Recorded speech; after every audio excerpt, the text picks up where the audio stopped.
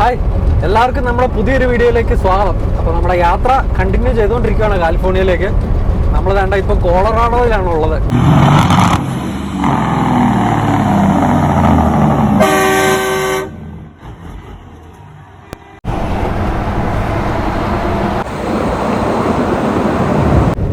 ഇതിൻ്റെ അകത്തൊക്കെ ഒരു ട്രാഫിക് ബ്ലോക്ക് വന്നു കഴിഞ്ഞാൽ നമ്മുടെ വയോമിങ്ങില് ഗ്രീൻ റിവറിന്റെ അവിടുത്തെ ആ ടണൽ തന്നെ ഏകദേശം ഒരു വർഷം എടുത്തിട്ടാണ് അവരൊന്ന് അല്ലേ.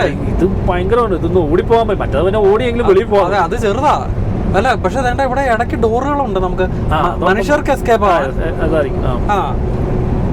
പക്ഷെ ഞാൻ പറഞ്ഞ വണ്ടികളൊക്കെ പെട്ടുപോകുന്നതേ അവിടെ നിന്ന് എസ്കേപ്പ് ഉണ്ടോ. ഇപ്പൊ മനുഷ്യന്മാർക്ക് ഇറങ്ങി ഓടാൻ പറ്റില്ല, വണ്ടി കൊണ്ട് വേണ്ട. അൺലെസ് ഒരു അപകടം, ഒരു ആക്സിഡന്റ് ഉണ്ടായി കഴിയുമ്പോൾ അല്ല ഈ ഫയർ വല്ലതും വന്നാലേ. അതെ അതെ.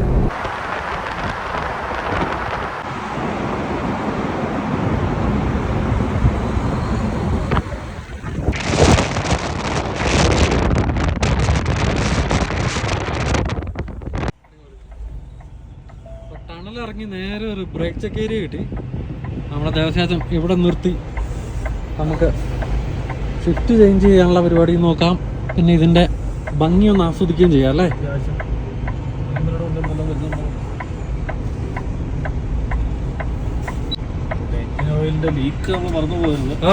സത്യമായിട്ട്. അപ്പം എന്തായാലും ഷിഫ്റ്റ് ചേഞ്ച് ചെയ്യണതിന് മുമ്പ് നമുക്കൊന്ന് കഴിച്ചേക്കാൻ പറ്റും. ആയിക്കോട്ടെ.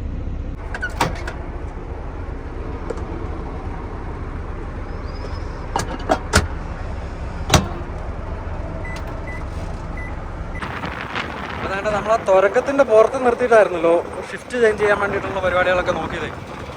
പക്ഷെ എന്തായാലും ഫുഡെല്ലാം കഴിച്ചു. നല്ല കാറ്റാ കേട്ടോ. ഇതാണ് ഇവിടുത്തെ ഒരു സാഹചര്യം, ഇതാണ് ഇവിടുത്തെ ഒരു പ്രകൃതി ഭംഗി. നോക്കിക്ക് എന്നാ രസമല്ലേ. ഭയങ്കര കാറ്റായതുകൊണ്ട് നമുക്ക് ഡ്രോൺ പുറത്താക്കാൻ പറ്റിയല്ല കേട്ടോ. നമ്മളെ ഓയിൽ ലീക്ക് ഉണ്ടായിരുന്നതെല്ലാം സെറ്റായിട്ടുണ്ട്, തൽക്കാലത്തേക്ക് സെറ്റായിട്ടുണ്ട്. കംപ്ലീറ്റ്ലി സെറ്റായിട്ടില്ലെങ്കിലും നിർത്തിയിട്ടൊക്കെ അരമണിക്കൂറായി, ലീക്കൊന്നുമില്ല.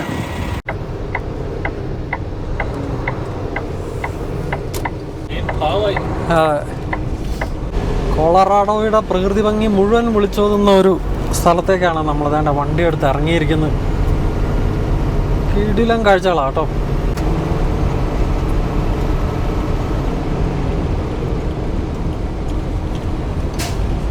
എടാ, നമ്മുടെ മുമ്പിൽ കാണുന്ന ആ വെളുത്ത ഒരു പാച്ചുണ്ടല്ലോ പൈൻ മരങ്ങളുടെ ഇടയിലേക്ക്, അത് റണ്ണവേ ട്രക്കറാകുമ്പോൾ ബ്രേക്ക് പൊട്ടി വരുന്ന, ഈ ഇറങ്ങി ബ്രേക്ക് പൊട്ടി വരുന്ന ട്രക്കുകളെല്ലാം അത് നിർത്താൻ വേണ്ടിയിട്ട് നേരെ അതിൻ്റെ അകത്തേക്ക് ഓടിച്ച് കയറ്റിയാൽ മതി. ഇതൊരു കണ്ടിട്ടുള്ളതിലൊരു പ്രാവർത്തികമായിട്ടുള്ള ഒരു സാധനം. നേരെയാ അല്ലേ, വളഞ്ഞ് പൊളഞ്ഞ് പോകേണ്ട കാര്യമില്ല. ഇത് ഇത് നല്ല സൗകര്യമുള്ള ഒരു സാധനമായിട്ട് കൺസ്ട്രക്ട് ചെയ്തേക്കുന്നത്.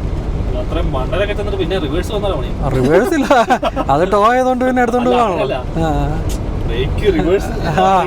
തിരിച്ച് ഇറങ്ങി വരാണ്. പക്ഷെ അതിന്റെ അടിയിൽ ഗ്രാവലല്ലേ, അപ്പൊ ഇറങ്ങി വരുമല്ലോ. അപ്പൊ നമ്മുടെ റൂട്ടിൽ ചെറിയൊരു ഡീവിയേഷൻ ഉള്ളത് കൊണ്ട് നമ്മളിപ്പോ കൊളറാഡോ വഴി വരുന്നത് കൊണ്ട് തന്നെ നമ്മൾ ഇനി യൂത്തെ കയറിയിട്ട് നേരെ ബാർ സ്റ്റൗ കൂടി ബേക്കേഴ്സ്ഫീൽഡ് കൂടി അങ്ങനെ ഒരു പോക്കായിരിക്കും പോകുന്നത്. ഇത് റൺവേ ആണ് അടുത്ത്. ഇവിടെ അടിക്കടി റണ്ണവേ ട്രക്കറാമുണ്ട് കേട്ടോ. ഇത് നല്ല എത്ര സ്പീഡിൽ വന്നാലും പോകാനുള്ള ഒരു സ്പേസ് ഉണ്ട്.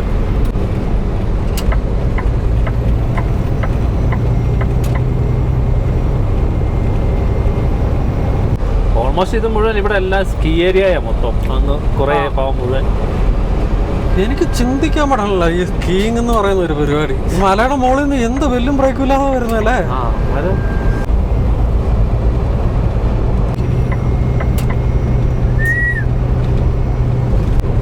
കാരണം ഇതാണ് നേരത്തെ നമ്മുടെ ദേവസ്യാച്ചൻ പറഞ്ഞ ഫ്രിസ്കോ എന്ന് പറയുന്ന ഏരിയ കേട്ടോ.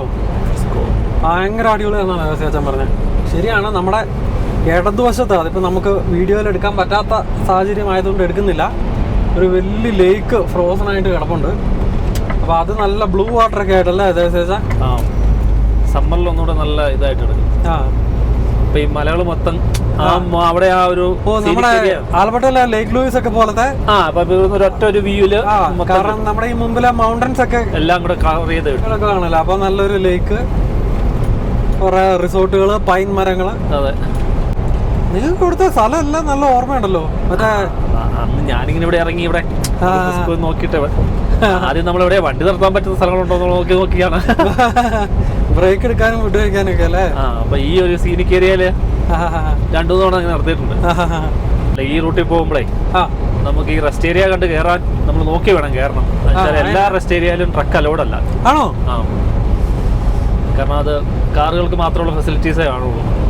അത് നമ്മൾ വേറെ കണ്ടിട്ടില്ല. ചില സ്ഥലം അവരിലേക്ക് നമ്മൾ എൻ്റർ ചെയ്യാൻ പറ്റില്ല. കാരണം അത് തിരിഞ്ഞു വരാനുള്ള ഇതൊന്നും ഇല്ല. ഭയങ്കര ചെറിയ സ്ഥലങ്ങളിലാണ്.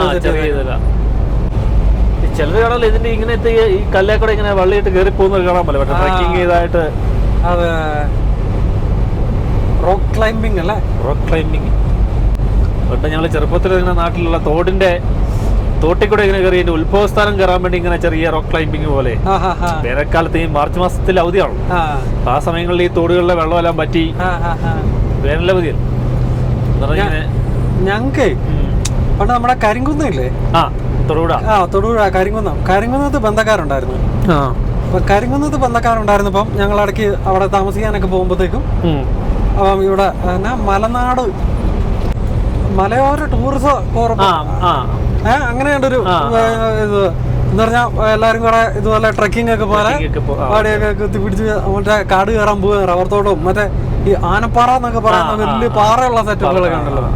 അപ്പം അതൊക്കെ കയറാൻ പോകുന്ന ഒരു സെറ്റപ്പ് ഞാൻ ഓർക്കുന്നുണ്ട്. അപ്പൊ ഞങ്ങൾ പിള്ളേർ സെറ്റ് എല്ലാവരും കൂടെ ഇതുപോലെ വലിയ കോലൊക്കെ കുത്തിപ്പിടിച്ച് പോവായിരുന്നു. നിങ്ങളുടെ അതിന് അങ്ങനത്തെ പരിപാടി വല്ലതും ഓർക്കുന്നുണ്ടോ?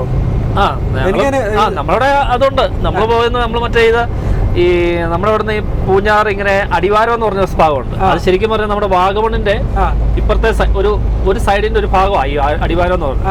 അപ്പൊ അത് നമ്മുടെ പൂഞ്ഞാറിൽ നിന്നൊരു 9 കിലോമീറ്റർ അത്രയൊക്കെ ഉള്ളൂ. അപ്പൊ അതിന്റെ മലനിരകൾ ഇങ്ങനെ പല വടക്കായിട്ട് വരുന്നതാണ്. നമ്മളിപ്പം വാഗമണിന് റോഡ് മാർഗം പോകുമ്പോൾ മാവടി, തീക്കോയി ഇതെന്ന് പറയുന്ന ഒരു മലയുടെ അപ്പുറവും ഇപ്പുറവും ആയിട്ടുള്ള വ്യത്യാസത്തിലേ ഉള്ളൂ.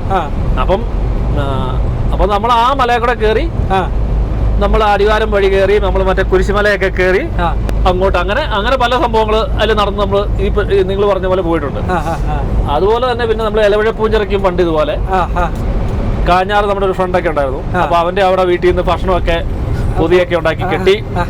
അപ്പൊ അന്ന് ഈ ഓഫ് റോഡ് ജീപ്പുണ്ട്. പക്ഷെ അതപ്പം പറയുമ്പം ഇന്നത്തെ പോലെ ഓഫ് റോഡ് എന്നുള്ള ഒരു രീതിയല്ല. ആൾക്കാർക്ക് സാധനങ്ങളൊക്കെ കൊണ്ടുപോകാം. അവിടെ അതിന്റെ മലയുടെ മണ്ടയിലൊക്കെ അന്ന് വളരെ ചുരുക്കം ആൾക്കാർ താമസിക്കുന്നുണ്ട്. അങ്ങ് മലയിലല്ല.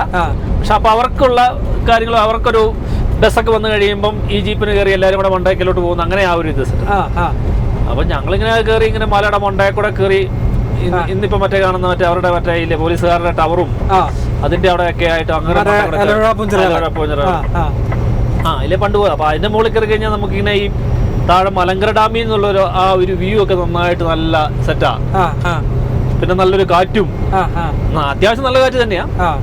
അപ്പൊ നമ്മൾ പിന്നെ അതിന്റെ മലയുടെ മണ്ടയിരുന്ന് ഭക്ഷണമൊക്കെ കഴിച്ച് അടുത്ത മലകിലോട്ട് ആയിട്ട് ഇങ്ങനെ അത് നമ്മൾ കോളേജിൽ പഠിച്ചോണ്ടിരുന്ന സമയത്താണ്.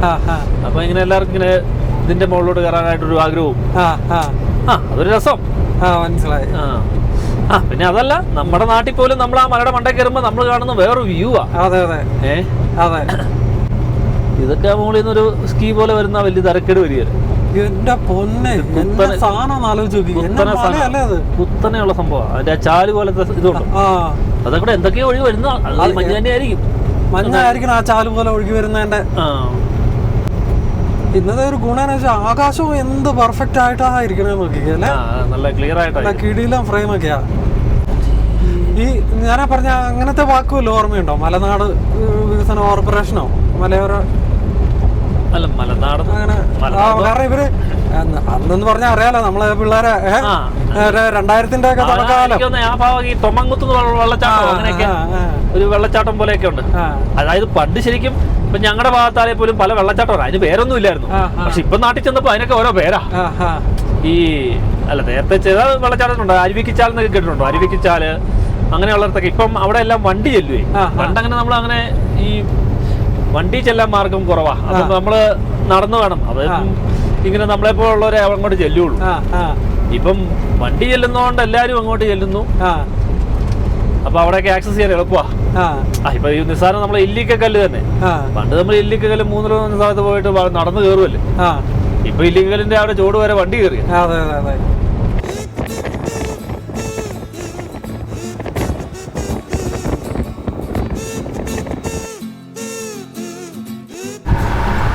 നമുക്കാകെ അറിയാവുന്ന പാള വെച്ച് കെട്ടി താഴെ നേരെ ഇരുന്ന താഴെ വരും. നിങ്ങൾ പറഞ്ഞ പൊളിച്ചിട്ടോ. നമ്മുടെ സ്കീയിങ് എന്ന് പറഞ്ഞാൽ പാള വെച്ചിട്ട് അതിൽ ഊർന്നിറങ്ങണം. അതെ, ആ മോണ്ടലോട്ട് ഇരിക്കുന്നു, അളന്ന് കിടക്കുന്നു.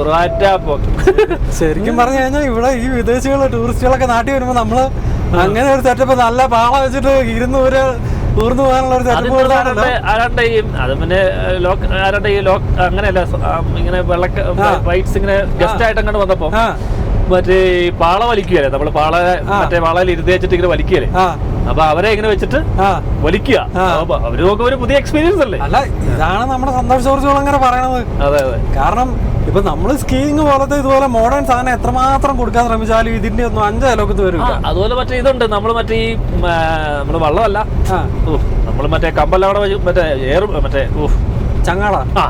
ചങ്ങാടം പോലെയുള്ളതൊക്കെ വെച്ചിട്ട് ഈറ്റ പോലെയുള്ളവർക്ക് മറ്റേ അത് കുത്തി ഇങ്ങനെ മാറുക എന്ന് പറയുമ്പോ അതൊക്കെ ഇവർക്ക് ഭയങ്കര അത്ഭുതമായിരിക്കും. ശരിക്കും നമ്മള് കറക്റ്റ് പുള്ളി പറഞ്ഞ കറക്റ്റാ. ഇപ്പൊ പാളയിൽ ഇരുന്നിട്ട് ഒരു നമ്മുടെ മലയുടെ മുകളിൽ നിന്ന് ഇറങ്ങാൻ പോകുന്ന ഇവർക്ക് ഇവരെന്നെ ചെയ്യണമെന്നൊക്കെ. അതുപോലെ തന്നെ നമ്മുടെ നാട്ടിൽ ഈ പ്ലാന്റ്സുകളൊക്കെ ഒരുപാട് ഡിഫറെന്റ് ആയിട്ടുണ്ടല്ലോ.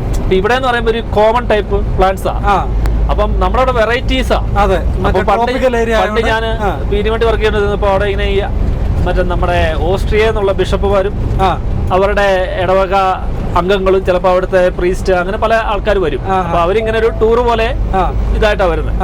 അതിന്റെ കൂടെ ഒരു ക്യാമറാമാനും കാണും. മറ്റേ ഇവരുടെ ഈ ഒരു ചാനൽ പോലെ എന്തോ ഇതുണ്ട്. അവരുടെ ഒരു നമ്മുടെ ഇപ്പൊ മറ്റേ ഇത് കാണാൻ പോലെ നമ്മുടെ ഈ ശാലോം പോലത്തെ അതുപോലത്തെ ഒരു അപ്പം അവരിങ്ങനെ സഞ്ചരിക്കുന്നു. അവർ കേരളത്തിൽ വരുന്നു, അവര് പള്ളികൾ വിസിറ്റ് ചെയ്യുന്നു. അപ്പൊ ആ കൂടെ ഞാൻ അപ്പം പീരുമേട്ടിലുണ്ടായിരുന്നപ്പം അവിടെ ഇങ്ങനെ എന്നാ ഒരുപാട് പ്ലാന്റ്സുകൾ ഈ കാട്ടുപൂക്കളാ ശരിക്കും പറഞ്ഞ. അപ്പം അന്ന് ഈ വീഡിയോ എടുക്കുന്നവൻ എന്നെ വിളിച്ചോണ്ട് പോയിട്ട് വെള്ളക്കാരനാ. അപ്പം അവന് നോക്കി കഴിയുമ്പം ഇതെല്ലാം ക്യാപ്ചർ ചെയ്യുക മൊത്തം ഏതാ. എന്നിട്ട് അവനെ ഏറ്റവും കൂടുതൽ നമ്മൾ തൊട്ടാവാടി കാണിച്ച് ചെയ്യുമ്പോഴത്തേന് സ്ലീപ്പിംഗ് പ്ലാന്റ് എന്ന് പറഞ്ഞിട്ട് അതിന് വേറൊരു പേരുടെ പറഞ്ഞു. അതാണ് അവര് അന്ന് മുഴുവൻ അതുകൂട്ട് ഒരെണ്ണം പറിച്ചോണ്ട് പോകുന്നു, പിടിക്കുന്നു. ഇത് എപ്പോ എണീക്കും, വേക്കപ്പ് ചെയ്യും ഏതാ. അത് നമ്മളപ്പോ നോക്കുമ്പോ ചിരിയാ, നമ്മളീ തൊട്ടാവാടി കണ്ട് മടുത്ത് കിടക്കുന്ന സാധനം.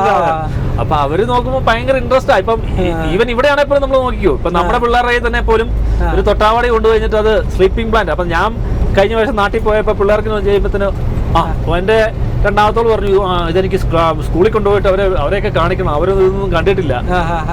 അപ്പം വലിയ അത്ഭുതമല്ലേ. നമ്മള് തൊടുമ്പോഴേ അത് ഉറങ്ങുന്നു. അത് കുറച്ച് കഴിയുമ്പോ തന്നെ ഈ പുള്ളി പഴയ പോലെ തന്നെ നിൽക്കുന്നു. അപ്പൊ അന്ന് ഞങ്ങളുടെ വീട്ടിലെ ഈ റബ്ബറൊക്കെ ഒട്ടിയോണ്ട് തൊട്ടാവാടിയൊക്കെ നല്ല ആർത്ത് കയറി നിൽക്കുന്ന സമയമാണ്. അപ്പൊ ഒരു പ്രദേശത്തോട് ടച്ച് ചെയ്യുമ്പോ ഇതിങ്ങ് പെട്ടെന്ന് അങ്ങോട്ട് കെട്ടുപോകല്ലേ. അപ്പൊ ഞാനന്ന് ഒരു തൊട്ടാവാടി ഇങ്ങോട്ട് കൊണ്ടുവന്ന് ഇവിടെ ഒന്ന് പിടിപ്പിക്കാൻ നോക്കിയപ്പോ അത് പിടിച്ചില്ല. അങ്ങനെയല്ല, കൊണ്ടുവന്ന ഇതിനകത്ത് ഇരുന്ന് ചെറിയൊരു ഇതായിരുന്നു, അത് പോയി. അപ്പൊ ഞാൻ പറയാതെ ഇവിടെ തൊട്ടാവാടി ഒരു ചട്ടിക്കകത്ത് വെച്ചാൽ അത് വലിയ മാർക്കറ്റുള്ള സംഭവമാണ്. കാരണം നമ്മുടെ പിള്ളേർ ഇതുപോലെ അത്ഭുതപ്പെടുന്നുണ്ടെങ്കിൽ എന്നാ ഒന്ന് അത്ഭുതപ്പെടുത്തിട്ടേ ബാക്കി കാര്യം. അതായത് ഇപ്പം ഈ നമുക്ക് പണ്ട് ചെറുപ്പകാലത്ത് പലതും ഫ്രീ ആയിട്ട് നമ്മൾ കണ്ട പലതും എന്ന് പറയുന്നത് ഇവിടെ പേ കൊടുത്ത പൈസ കൊടുത്ത് നമ്മൾ കാണിക്കുന്നത്. ഇവൻ ആടിനെ കാണിക്കുന്നത്, കോഴിയെ കാണിക്കുന്നതിൽ നമ്മൾ കാശ് കൊടുത്ത് അവിടെ പോയി ചെന്നിട്ടാണ് നമ്മൾ കാണിക്കുന്നത്. അത് രസം. കഴിഞ്ഞ ദിവസം നമ്മുടെ പിങ്കി മോൻ ഇപ്പൊ ഞങ്ങളൊരു മുയലിനെ മേടിച്ചല്ലോ. അപ്പത്തേക്കും നമുക്ക് ഇതിനോടൊന്നും വലിയ മീച്ചില്ല. കാരണം നമ്മള് പണ്ട് സെമിനാരിയിലായിരുന്നപ്പോഴത്തേക്കും സെമിനാരിയിൽ ഈ 10-30 മുയലുകൾ ഉണ്ടായിരുന്നു. അപ്പൊ ഇത് നമ്മുടെ ഒരു ജോലിയുടെ ഭാഗമായിരുന്നു. ഏത് മുയലിന്റെ കൂട് ക്ലീൻ ചെയ്യുന്ന പരിപാടികൾ, ഏതാ മുയലെന്നൊക്കെ പറഞ്ഞു. അപ്പം നമ്മള് പിന്നെ ആനിമൽസിനോട് നമുക്കൊരു താല്പര്യം ഇല്ലാണ്ട് വന്നപ്പോഴത്തേക്ക് പണ്ട് ഞങ്ങളുടെ വീട്ടിൽ ആടുണ്ടായിരുന്നു. അപ്പൊ ആടുണ്ടായിരുന്നപ്പോ നമ്മുടെ ജോലി ഏത് പ്ലാല പറിക്കാൻ പോണതും എല്ലാം മറ്റേ ഈ പുല്ല് കയറ്റാൻ പോണതും ആടിനെ കൊണ്ട് മറ്റേ മേക്കാൻ കൊണ്ടുപോകണമൊക്കെ നമ്മുടെ പണിയായത്. നമ്മള് സ്കൂളിൽ പഠിച്ചോണ്ടിരിക്കുന്ന സമയത്ത്. അപ്പൊ അതുകൊണ്ട് നമുക്കിതിനോടൊന്നും ഒരു വീഴ്ചയില്ല. അപ്പൊ കൊച്ചിനോട് നമ്മുടെ വീട്ടിൽ ഇതുപോലെ ആടുണ്ടായിരുന്നു എന്നൊക്കെ പറയുമ്പോ കൊച്ചിങ്ങനെ അത്ഭുതപ്പെടുക. ഓ ആണോ, നമുക്ക് എപ്പോഴും കാണാൻ പറ്റുമായിരുന്നു എന്നൊക്കെ ചോദിച്ചു. അതെ, അവരങ്ങനെ ആട്ടുംകൂട് ആടുമൊക്കെ. ആടും ആട്ടുകുഞ്ഞുങ്ങളെന്നൊക്കെ പറഞ്ഞാൽ കുറച്ചുകൂടെ ക്യൂട്ടാണല്ലോ. അതെ അതെ അതെ.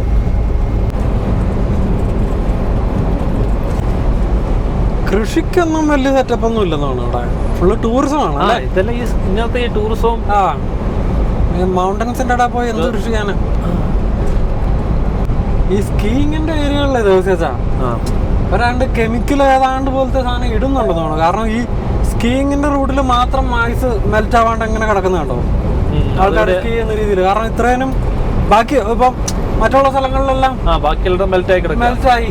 അപ്പൊ ഈ സ്കീയിങ് ചെയ്യുന്ന മൗണ്ടൻസിൽ മാത്രം എന്തെങ്കിലുമൊക്കെ വെതറുന്നുണ്ടാവും. അതെ അല്ലേ?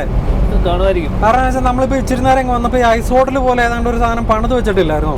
അത് നമ്മുടെ ഈ ഗ്രൗണ്ട് ലെവലിൽ തന്നെയുള്ള ഒരു സാധനം. പക്ഷെ അത് മാത്രം മെൽറ്റ് ആവാണ്ട് ഇങ്ങനെ നിൽക്കുന്നു. തന്നെയല്ല അതിന് വെള്ള കളർ അല്ലാതെ ഒരു ചെറിയൊരു ബ്ലൂയിഷ് കളറും ഉണ്ടായിരുന്നു അതിന്. ഇത് നോക്കി നമ്മുടെ നാട്ടിലെ അവിടെ മറ്റേ റോഡ് പോലെയുള്ള ഇതാ അതൊക്കെ കൂടെ ഇതുകൊണ്ട് റോഡാ, അത് മറ്റേ റോഡ് പോലെയുള്ളടത്തൂടെ മറ്റേ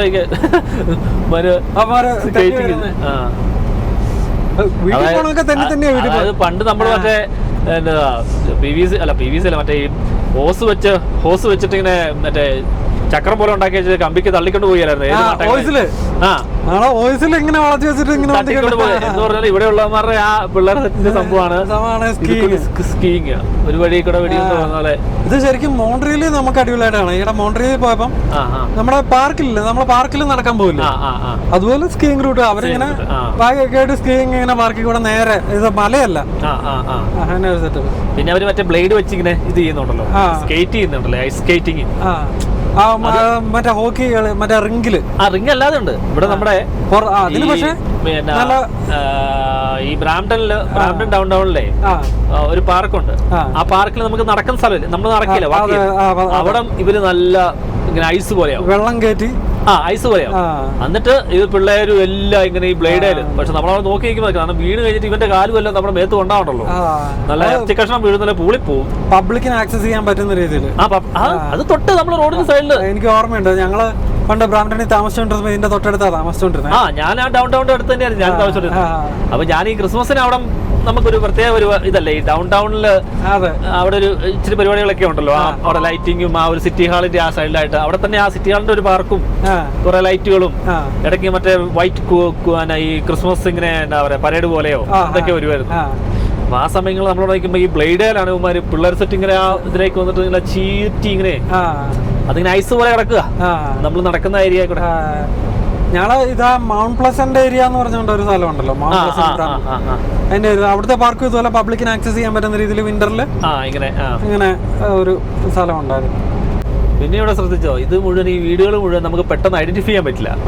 ആ മണ്ണിന്റെയും ആ മരത്തിന്റെ ഒക്കെ ഒരു കളർ ഇപ്പം ഇവിടെയൊക്കെ അതാ പറഞ്ഞേ. അപ്പം ഇവിടെ വീട് പെട്ടെന്ന് നമ്മളിങ്ങനെ സൂക്ഷിച്ച് നോക്കുമ്പോഴല്ലേ അവിടെ വീടുകളായിട്ട് കാണുള്ളൂ.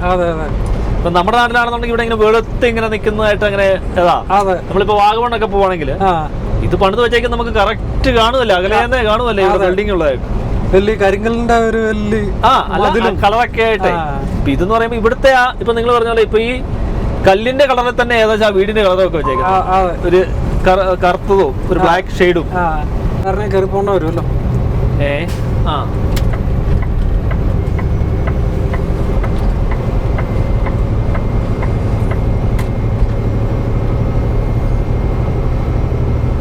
ഇവരൊക്കെ ഈ ടൂറിസ്റ്റുകളായതുകൊണ്ട് കാഴ്ചയൊക്കെ കണ്ട്. പിന്നെ എനിക്കൊന്ന് നമ്മൾ ശ്രദ്ധിച്ചിട്ടുണ്ടോ, നമ്മൾ ഈ വലിയ ടൗണുകളിലേക്ക് പോകുമ്പോൾ എല്ലാവർക്കും തെറുതി. നമ്മൾ കാനഡയിൽ തന്നെ ചെറിയ ടൗണുകളിലേക്ക് പോയി അവർ കാർ കറക്റ്റ് എഴുതിയേക്കുന്ന സ്പീഡിന് അപ്പുറത്തേക്ക് ഇപ്പുറത്തോട്ടോ ഒരു ശാലം പോലും പോവുകയല്ല. പിന്നെ ഇപ്പം ഞാനൊക്കെ ഇപ്പൊ താമസിച്ച കേംബ്രിഡ്ജിൽ ഞാനൊക്കെ വന്ന് താമസിക്കാൻ തുടങ്ങുന്ന സമയങ്ങളിൽ അങ്ങനെയാണ്. അത് കഴിഞ്ഞ് 2 വർഷം കഴിഞ്ഞപ്പോഴത്തേനും പിന്നെ നമ്മുടെ നാട്ടിലെ പരുവം പോലെയാ. അവിടെ 50 അവിടെ 50, 70, 80 പോകുന്നത്. അല്ല നമ്മൾ ഇന്ത്യക്കാരെ എവിടെ വന്നാലും, കാരണം ഈ പറഞ്ഞ പോലെ അണ്ണാൻ മൂത്താലും മരം കയറ്റം മറക്കുമെന്നുള്ള ഒരു സാധനം ഉണ്ടല്ലോ. എന്ന് പറഞ്ഞാൽ നമ്മളിങ്ങനെ ഓടിച്ച് നമുക്കൊരു ശീലമാണ്. അതെ, അപ്പൊ നമ്മൾ നോക്കുമ്പോ ഇത്രയും ഗ്യാപ്പ് ഇട്ടേക്കുന്നത് ഇവനൊക്കെ ഇമാതിരി മാന്യം കളിക്കണ എന്തിന്റെ കേടാന്നുള്ളൊരു. നമ്മുടെ മുമ്പിൽ പോണത് ഒരു കിടിലൻ ക്യാമറ കേട്ടോ, 4x4 ആണെന്നോണേ. പറ്റുവാണെങ്കിൽ ഇതിനൊന്ന് ഓവർടേക്ക് ചെയ്യാം, അപ്പം അതിൻ്റെ ഒരു കാഴ്ചകൾ കാണാമല്ലോ. നല്ലൊരു എൻ്റെ ഫോർഡിൻ്റെ വണ്ടിക്കകത്ത് പണിതേക്കുന്ന ഒരു സെറ്റപ്പാണോ അതെ. ഇത് 4x4 അപ്പം മിക്ക ക്യാമറകളും 4x4 അല്ല.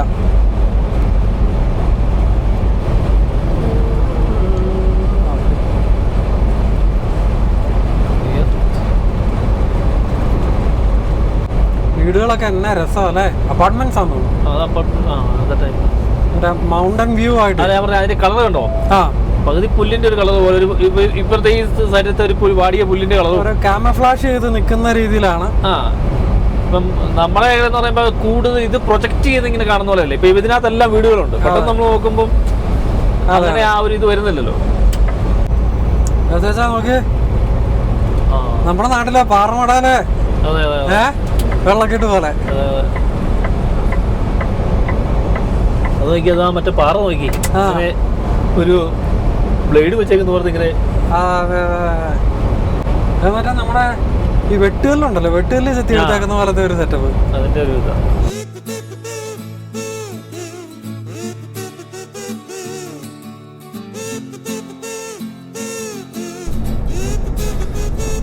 അപ്പോൾ അതൊക്കെയാണ് ഗൈസ് നമ്മുടെ ഇന്നത്തെ ഒരു ചെറിയ വീഡിയോ കൂടെ നമ്മൾ ഡെൻവറിൽ നിന്നും കൊണ്ടുവരുന്ന വിശേഷങ്ങൾ.